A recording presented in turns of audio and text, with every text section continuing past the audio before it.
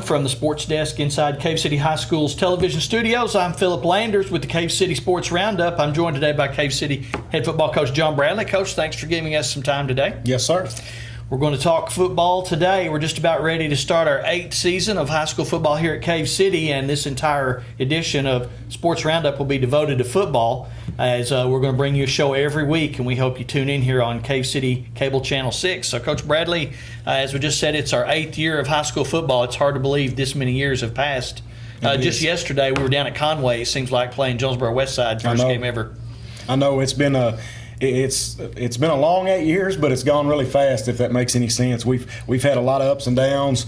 Our numbers are up and down at times, and we've had to jump different conferences and different classes and playing, and so it's been a little different for us, and we've had to kind of adjust the last 2 or 3 years after jumping to 4A. So it's something to get used to, but we're still trying to build a program.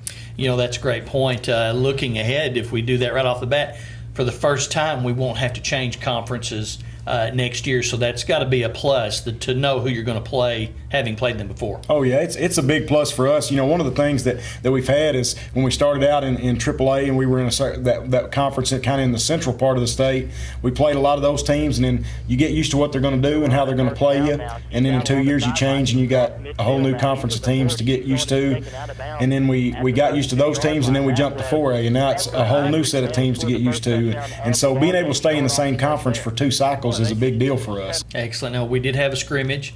Who did we play, and who were your notable performers coming out of that game?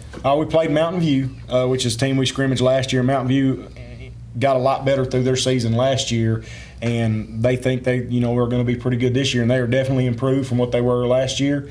We actually had played really well against them. Kobe Robinson, our quarterback, had a really good football game, threw 3 touchdown passes, and actuality threw 4 or 5, actually had 2 called back for penalties that we have to correct, but I had a really good game. Tyler Lawrence had a good game at receiver. Jared Poston had a good game. Cody Wheeler made a good catch. Austin Cunningham and Arnold Cunningham both did really well in the backfield running for us this year. We lost almost a 1,700-yard rusher in Darren Stigger, so that's a definite big shoes to fill for those guys, but they both ran really well the other night. I was really pleased with them. And Gus Sharp, playing at our blocking back, our H-back position, came in and did a really good job, caught a couple passes and ran the ball really well. So those guys offensively, and our offensive line, which basically consists of Lucas Barber, Zeb Ward, Greg Tharp, Derek Presser, and Brett Dodds. All 5 of those guys had really good games. We got a little sloppy a little bit right there at the second half and had a couple penalties.